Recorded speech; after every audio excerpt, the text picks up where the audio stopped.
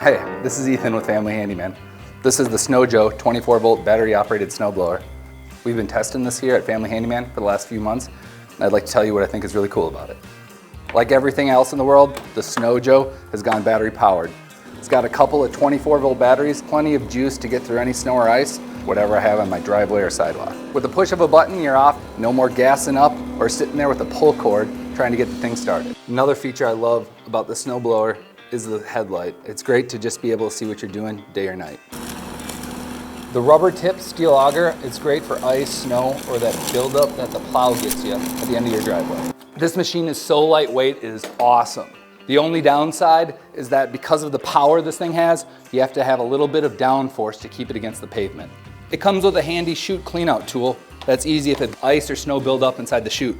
The best part about a battery operated machine is that you just grab it, push the start button, and go. So if you're in the market or thinking about getting a battery operated model, the SnowJoe 24-volt battery operated snowblower is Family Handyman approved. To see more products that we've tested and improved, visit us at familyhandyman.com.